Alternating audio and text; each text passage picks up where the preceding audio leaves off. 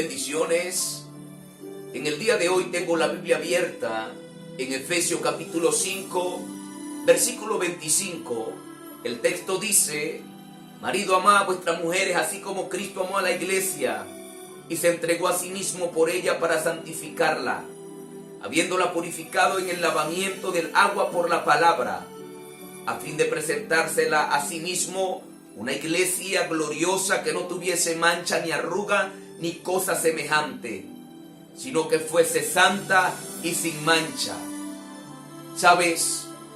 Cuando leo esta escritura, me doy cuenta que Cristo se va a presentar para sí mismo una iglesia óptima, una novia óptima. Y en el día de hoy yo quiero hablarte de la novia perfecta.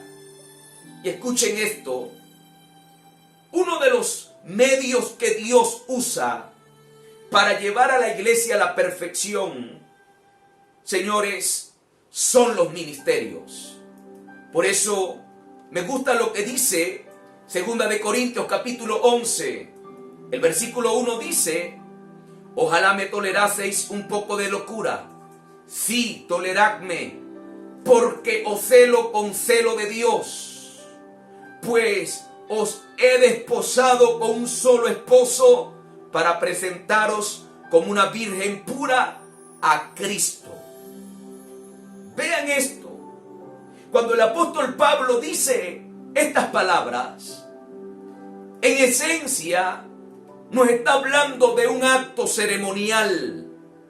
En esencia nos está hablando de un acto matrimonial. El texto dice: los celo con celo de Dios, porque los he desposado para presentarlos como una virgen pura a Cristo. ¿Y eso de qué me habla? De que somos llamados por Dios para perfeccionar, para equipar, para formar la novia perfecta que tendrá Jesús. Y sabes, cualquiera pudiera decir: ¿es que acaso Jesús tiene novia? Escuche, me llama la atención lo que dice el Evangelio de San Juan 3:25. El texto dice que llegaron los judíos, llegaron los discípulos de Juan Bautista y le preguntan: el que tú bautizaste, del otro lado le vienen más que a ti. ¿Qué está pasando? Y me gusta la respuesta de Juan Bautista. La respuesta de él fue: el que tiene la esposa es el esposo. El amigo del esposo oye su voz y se alegra. Lo que en esencia estaba dejando bien en claro es que él no era el esposo, que él simplemente era el amigo del esposo. ¿Sabes? Juan Bautista entendía muy bien su papel. Él lo asumió con altura. Él entendía que simplemente era el amigo y que Cristo era el esposo y que la iglesia es la futura esposa.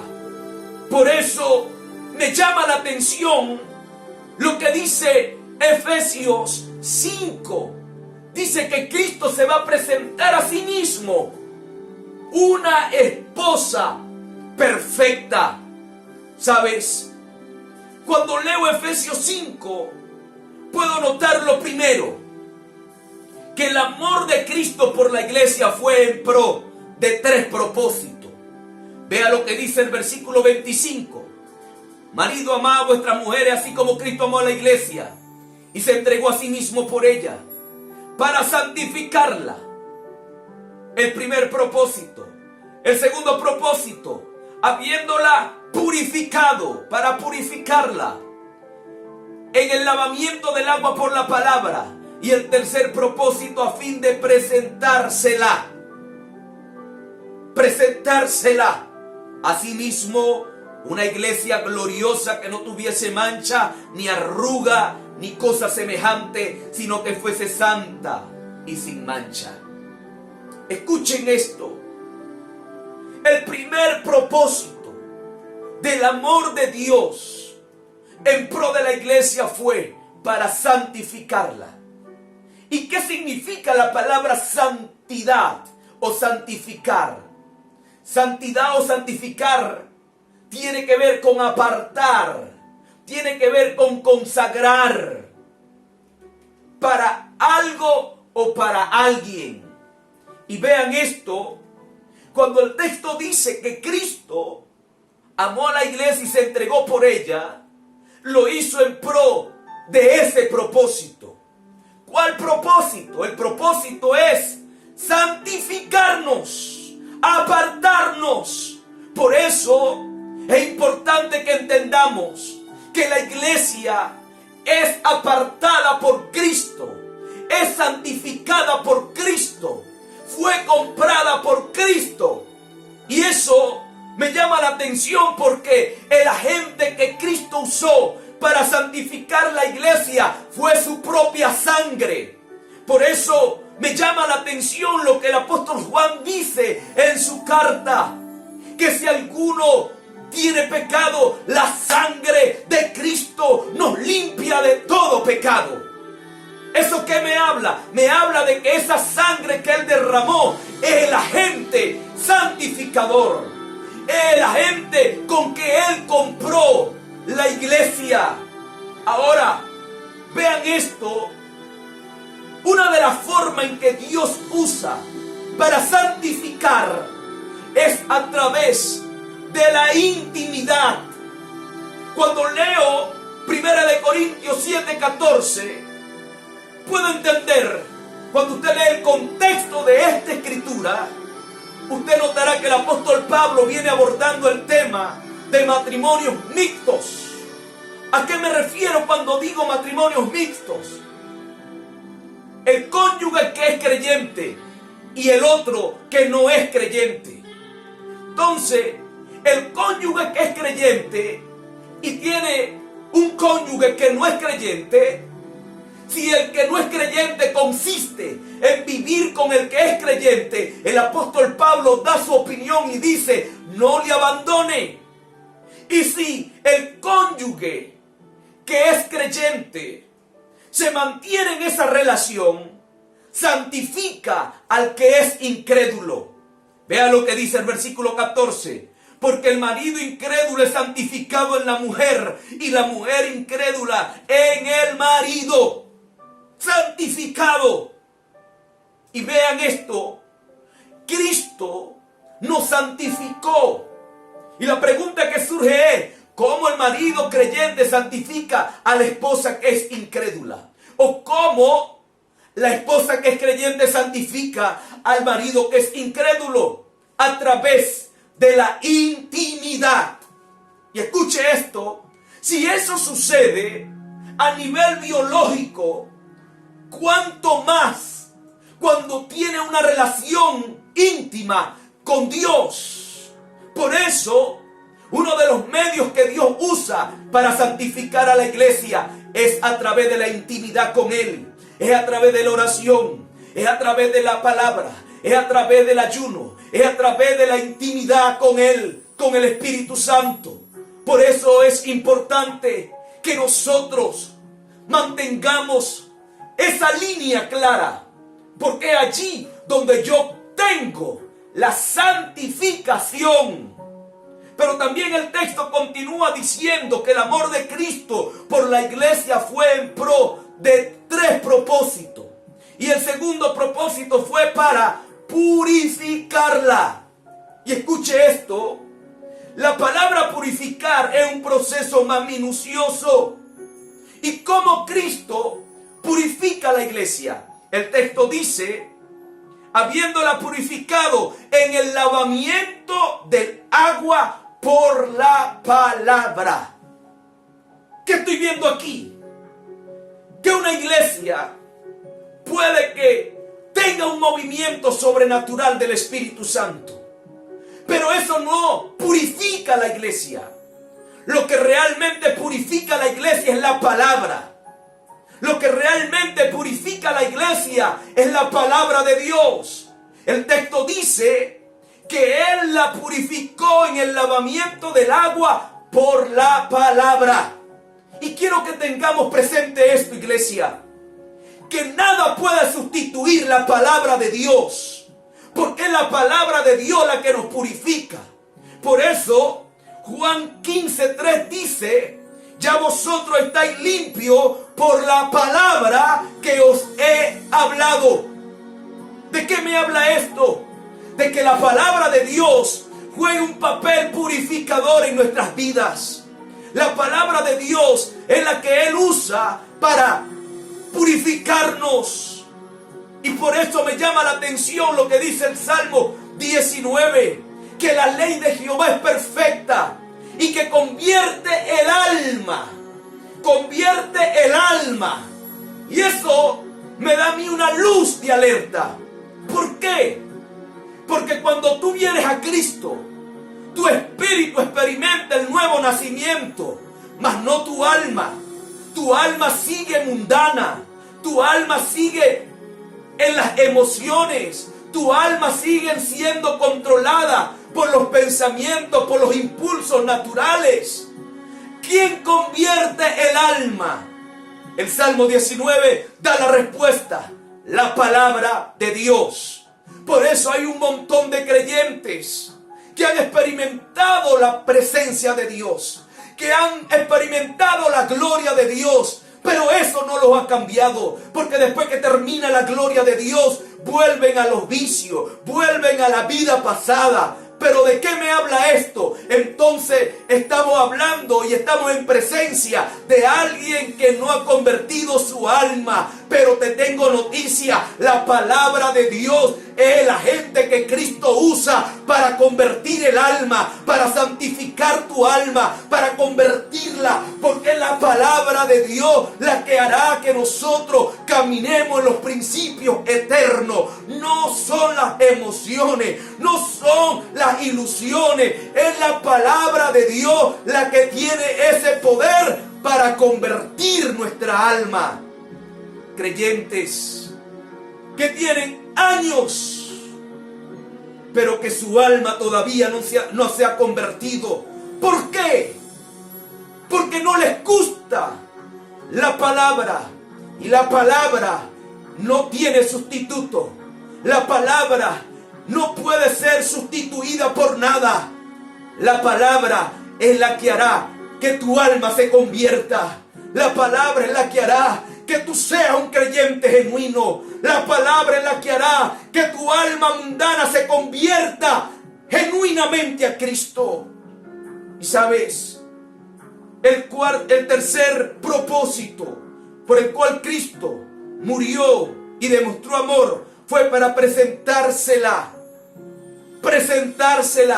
a sí mismo. Y eso me da a entender de que Cristo no va a esperar que alguien le presente su novia. Él mismo se la va a presentar. ¿Pero qué se va a presentar?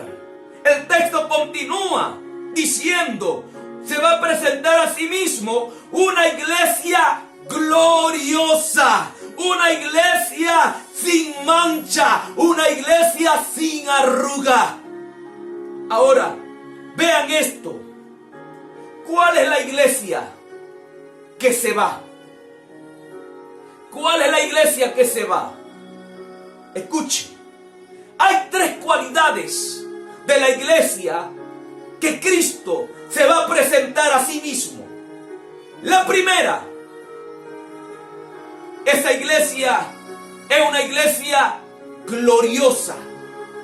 Te lo voy a repetir: una iglesia gloriosa. Oh, cuando leo esto me emociono.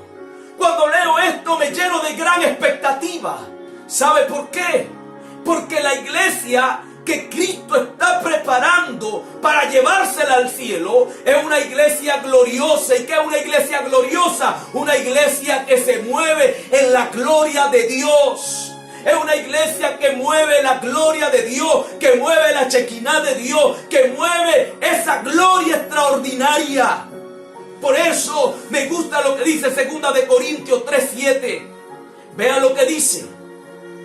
Y si el ministerio de muerte, grabado con letras en piedra, fue con gloria, tanto que los hijos de Israel no pudieron fijar la vista en el rostro de Moisés a causa de la gloria de su rostro, la cual había de perecer,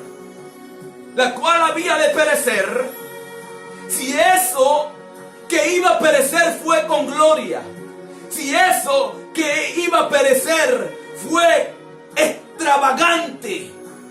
La palabra gloria tiene que ver con extravagancia, tiene que ver con sobrenaturalidad. Y sin duda alguna, no hubo un hombre en la Biblia después de Cristo que haya movido tanta gloria como Moisés, tantas señales como Moisés. Pero el texto dice que eso iba a perecer. Y sigue diciendo, ¿cómo no será más bien con gloria el ministerio del Espíritu?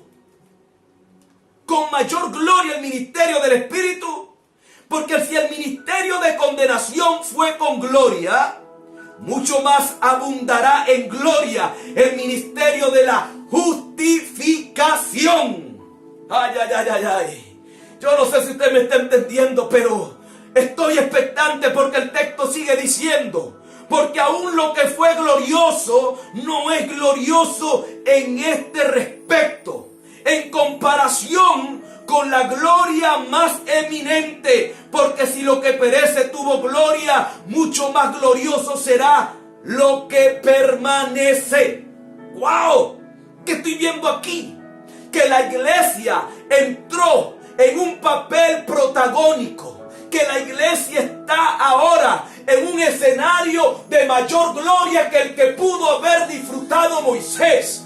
Señores, respetamos la vida de Moisés, respetamos el movimiento de gloria que ese hombre tuvo, pero el texto me dice que hay un movimiento superior de gloria que el que él tuvo, y ese movimiento es para la iglesia de estos últimos tiempos. Este movimiento de gloria es para nosotros. El texto dice que será con mayor gloria y con una gloria permanente y con una gloria eminente. ¿Saben qué estoy viendo? Que este es un tiempo extraordinario donde Dios está metiendo la iglesia, una iglesia gloriosa en la que Él mismo se va a presentar aquel día. No una iglesia raquítica, no una iglesia débil, no una iglesia enclenque, no, una iglesia con gloria, una iglesia con poder, una iglesia con sobrenaturalidad, una iglesia extravagante, una iglesia que va a mover y va a hacer que tiemble la tierra con la gloria eminente.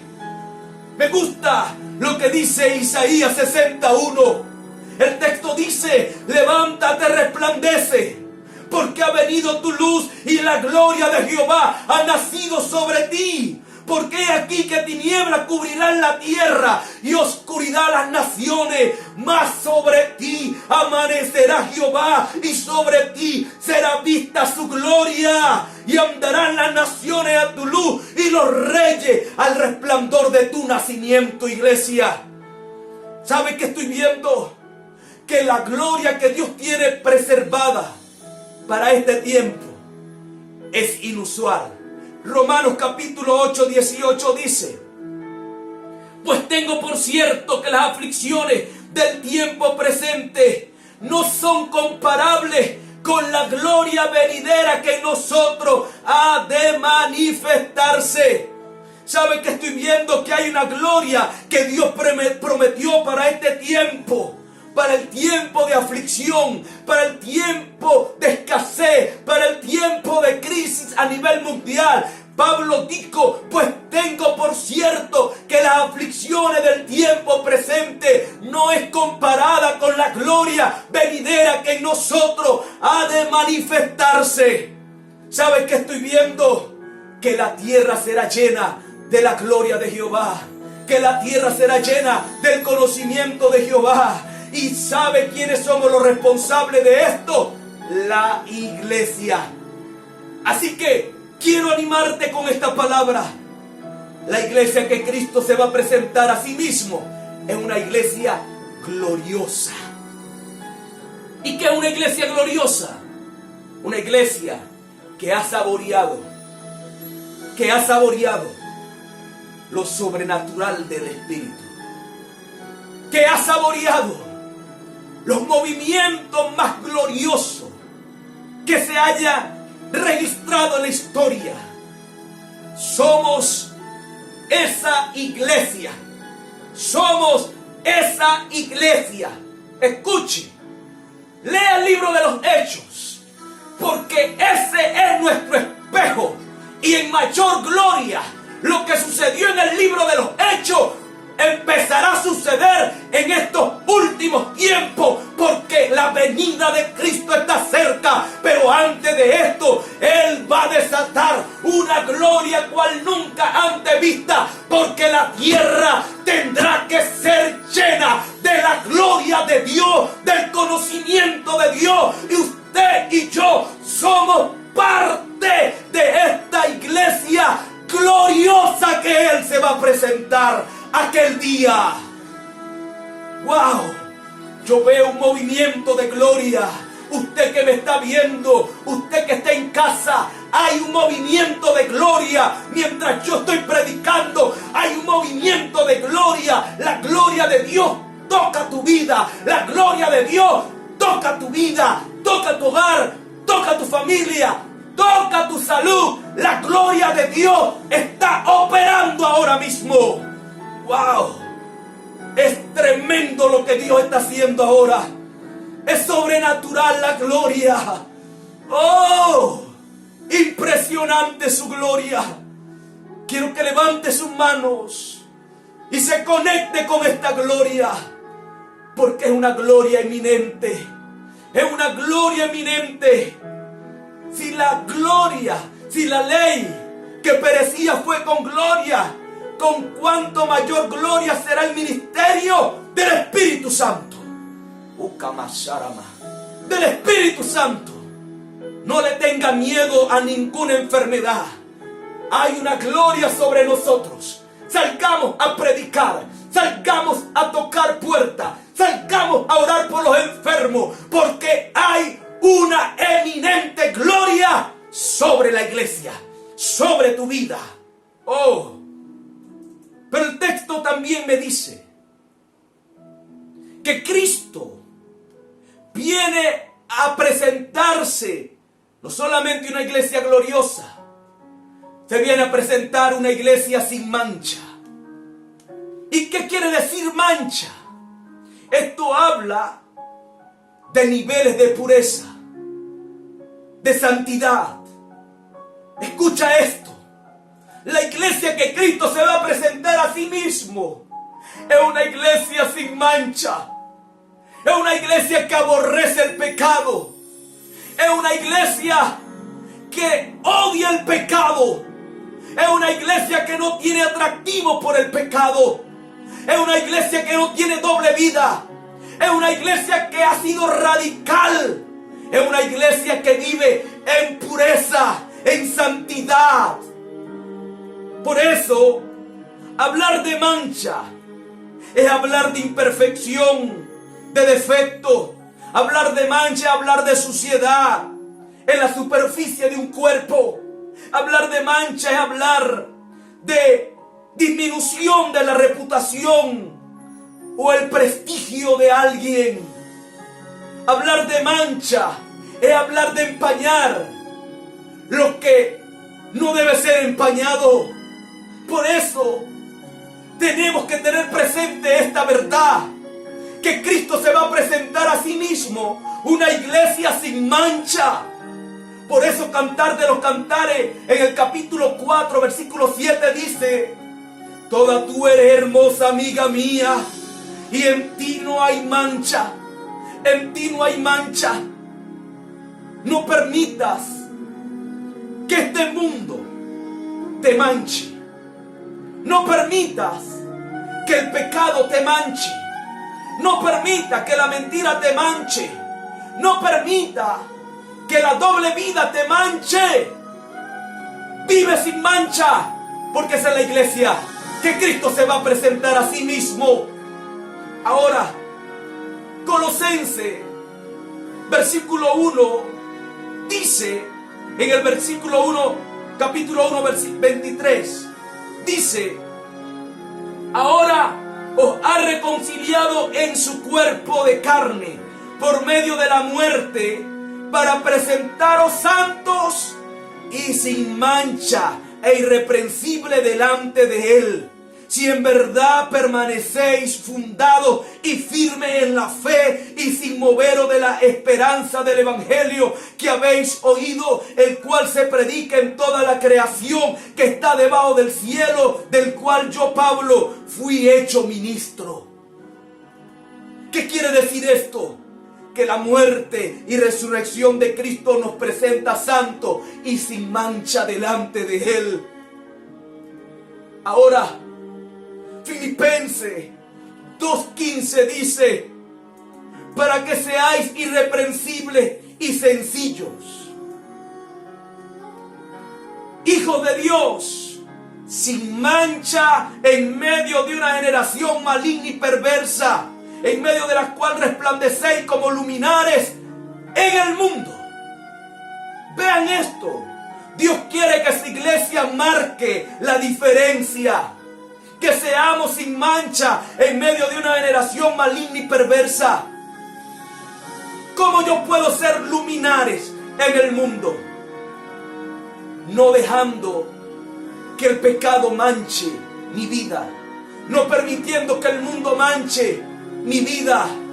Por eso el apóstol Pablo dice que debemos ser irreprensibles y sencillos, hijos de Dios sin mancha. Sin mancha.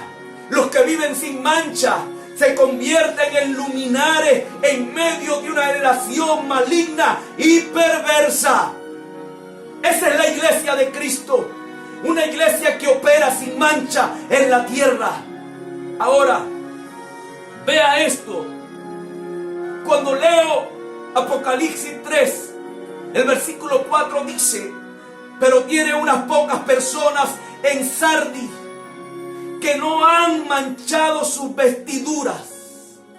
Escuche cómo dice: pocas personas en Sardis que no han manchado sus vestiduras. Pocas personas son las que no han manchado sus vestiduras. Y andarán conmigo. Vea lo que le espera a los pocos que no hemos manchado nuestras vestiduras. Andarán conmigo, dice el Señor, en vestiduras blancas, porque son dignas. Escucha esto. ¿Por qué Cristo se va a presentar una iglesia sin mancha?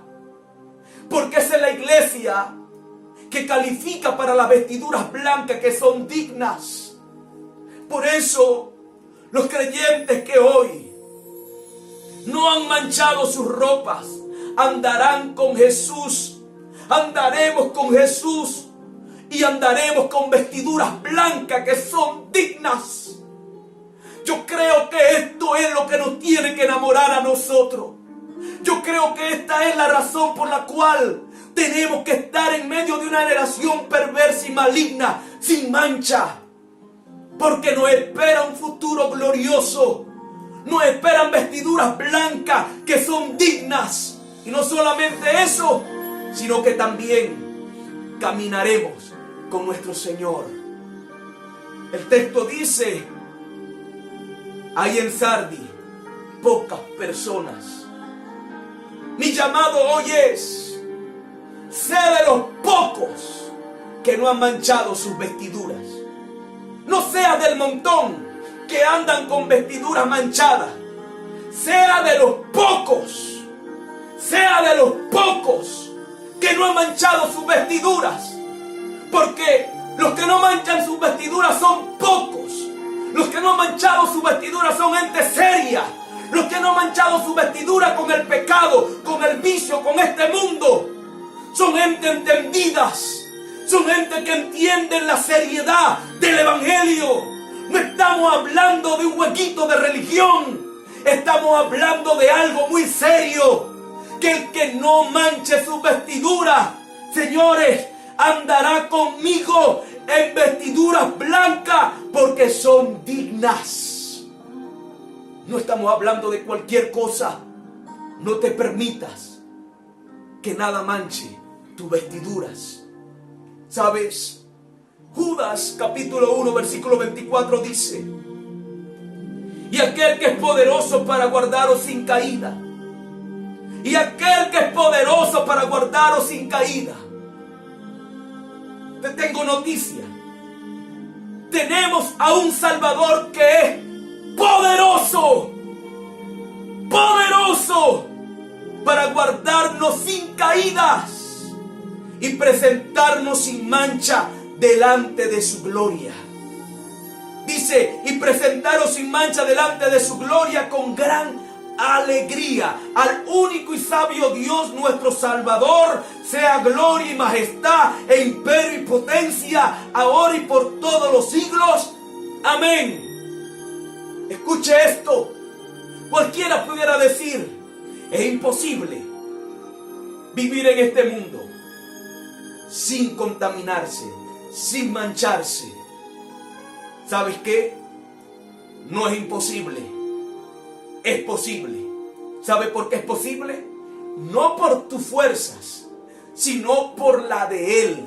Sino porque tienes a un Salvador. Sino porque tenemos a un Salvador que es poderoso para guardarnos sin caída y presentarnos sin mancha delante de su gloria con gran alegría. ¡Oh! Esta es una buena noticia. ¿Por qué? Porque tenemos a un Salvador que es poderoso, que no permitirá que nos caigamos. Y si cayéremos, si el justo cae 7 veces, Él lo levanta. Y si nos llegáramos a manchar, la sangre de Cristo nos limpia de todo pecado. Y por eso el texto dice: para presentaros sin mancha delante de su gloria con gran alegría. Pero lo tercero que veo aquí es que la iglesia que Cristo viene a presentarse es una iglesia sin arruga. Y la palabra arruga tiene que ver con algo obsoleto, tiene que ver con algo viejo. Cristo viene a buscar una iglesia actualizada, una iglesia renovada. Y por eso me llama la atención lo que dice Primera de Crónicas 12:32. Porque esa es la escuela de la tribu de Isaacar. Eran hombres entendidos en los tiempos.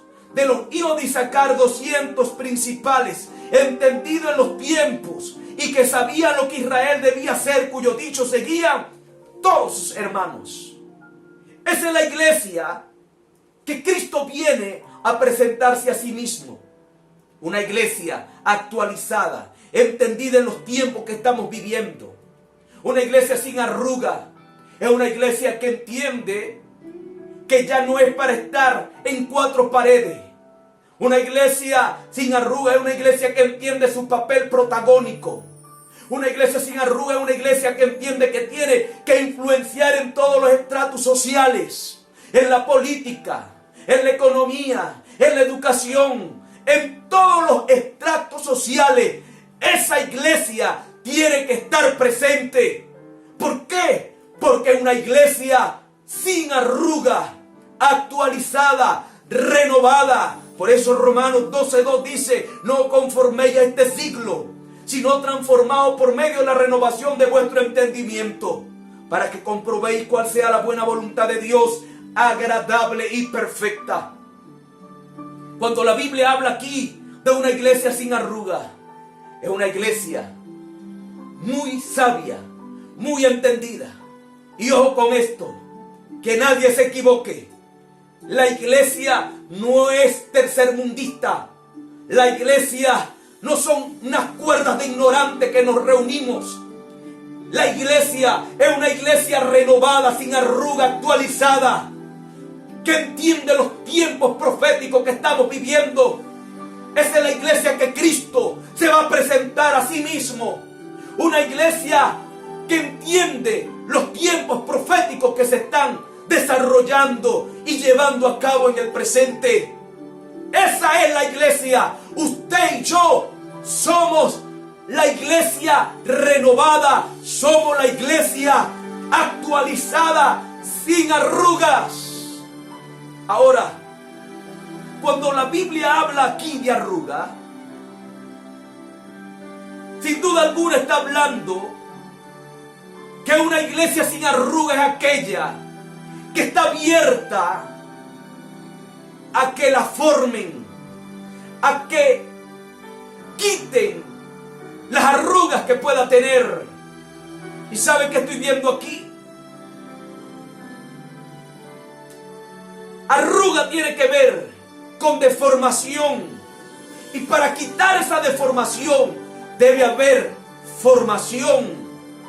Hay un montón de creyentes que pertenecen a la iglesia con arruga. ¿Por qué? Porque no se dejan formar. Andan deformados, andan desalineados, andan en sus propios caminos. Pero te tengo noticia. Está la plancha de Dios y está la madera de Dios. ¿Para qué? Para planchar toda arruga, toda deformación en tu vida. Por eso me gusta lo que dice Proverbios 15:32.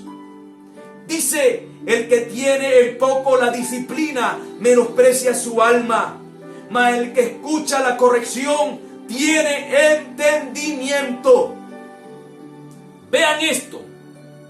Esto es importante que lo entendamos. Lo que en esencia nos está hablando Proverbio es formación de carácter. Lo que en esencia nos está hablando Proverbio es planchar las arrugas, dejarme formar, dejarme corregir, quitar todo lo que esté desalineado en mi vestimenta. Ahora, ¿qué quiero decirte con esto?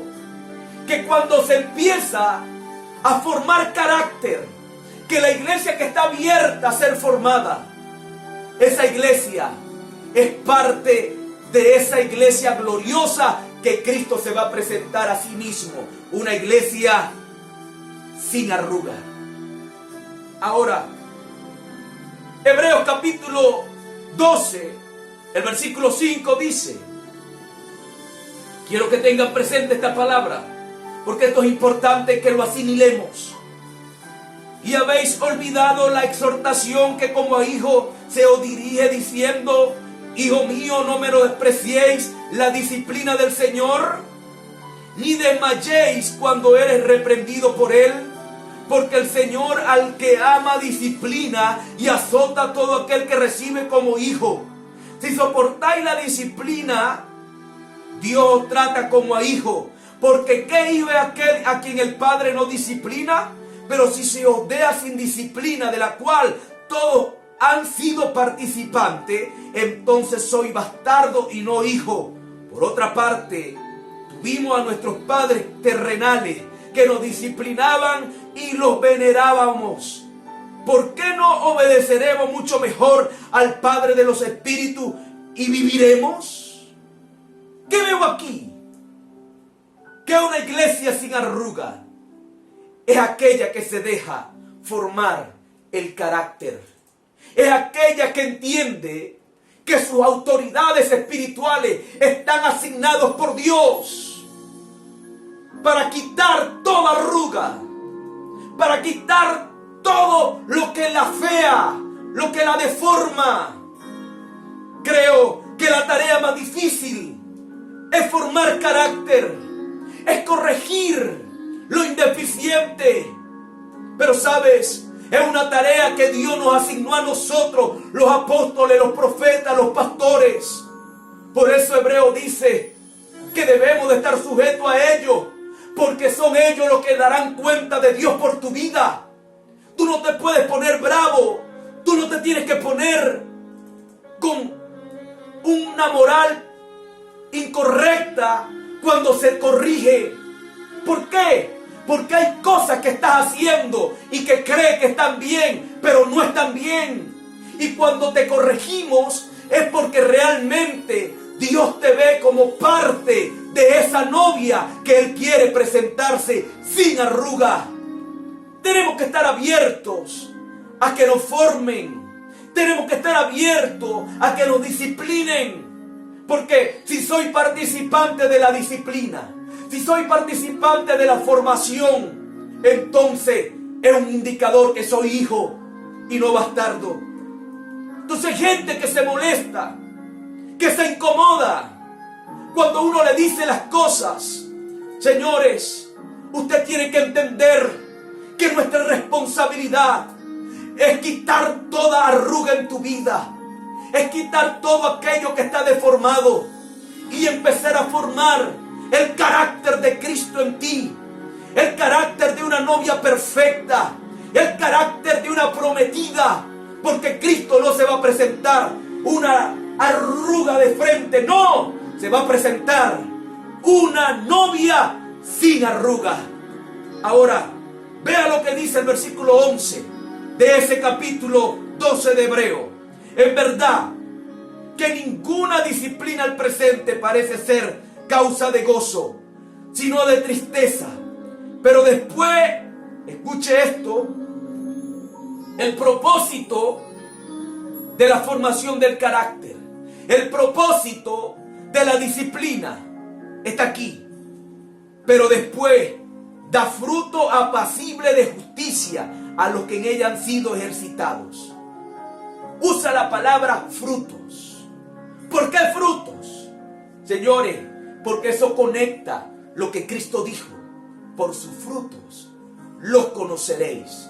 No por lo que tú puedas orar, no por lo que tú puedas ayunar, no por lo que tú puedas conocer de la Biblia. No, es por tus frutos que se conocerá si usted es o no es. En los frutos. Usted puede hablar, bla, bla, bla, bla, bla.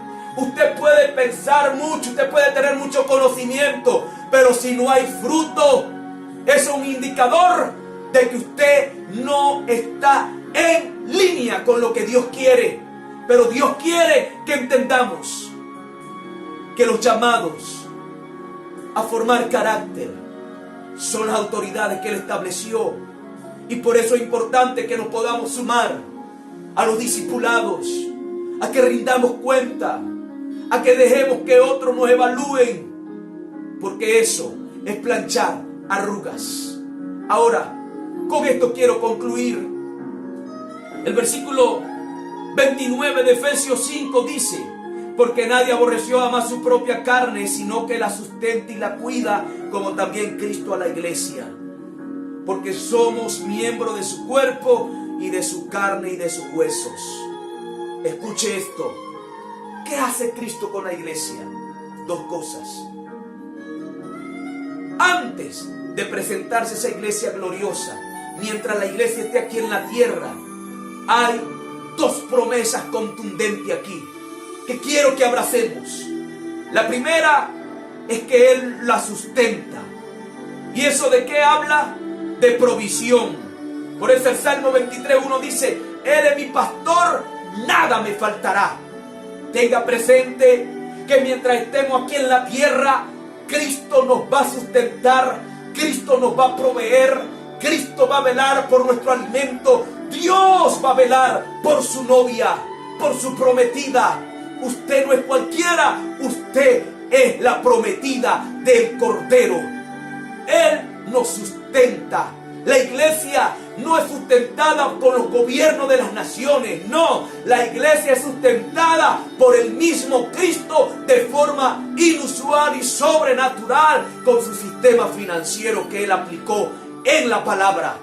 Y lo segundo que Dios hace con su iglesia aquí en la tierra es que la protege. Dice que cuida de ella. Y eso habla de protección. Por eso me gusta lo que dice el Salmo 27:5. Porque Él me esconderá en su tabernáculo en el día del mal. Me ocultará en lo reservado de su morada. Y sobre una roca me pondrá en alto. ¿Sabe qué? Dios le dijo a Abraham aquel día: no tengas temor. Yo soy tu escudo. y yo soy tu galardón. ¿Y escudo qué es? Protección. Yo soy tu escudo. No tengas temor, yo te protejo. El ángel de Jehová acampa alrededor de los que le temen y los defiende. La iglesia no necesita de ningún abogado. La iglesia tiene su propio abogado, tiene su propio defensor, tiene su protector, Jesús. ¿Sabes? Efesios 5:32, Pablo concluyó diciendo: grande es este misterio. Mas yo digo esto respecto de Cristo y de la iglesia. Lo que en esencia está diciendo, estoy haciendo una analogía entre un matrimonio natural y un matrimonio espiritual. ¿Sabes? Quiero que tengas presente esto. Es grande este misterio. Muy grande. ¿Por qué grande? Porque el texto dice que somos miembros de su cuerpo y de su carne y de sus huesos. Tú eres parte del cuerpo de Cristo. Tú eres parte de los huesos de Cristo. Tú eres parte de la carne de Cristo. Quiero que te ponga la mano en el corazón. Quiero orar por ti. Padre, digan conmigo: Padre, gracias. Porque me ves como esa candidata perfecta para ese novio perfecto. Quiero ese novio. Hoy abro mi corazón. Te pido perdón por mis pecados. Lávame con tu sangre. Inscribe mi nombre en el libro de la vida. Quiero vivir para ti. Gracias, Jesús, por salvarme. Gracias por habilitarme como esa novia que te vas a presentar a sí mismo. Bendigo tu vida. Cielos abiertos sobre ti. Declaramos que esta semana es una semana donde viviremos en la protección de Dios y en la provisión de Dios. Bendiciones.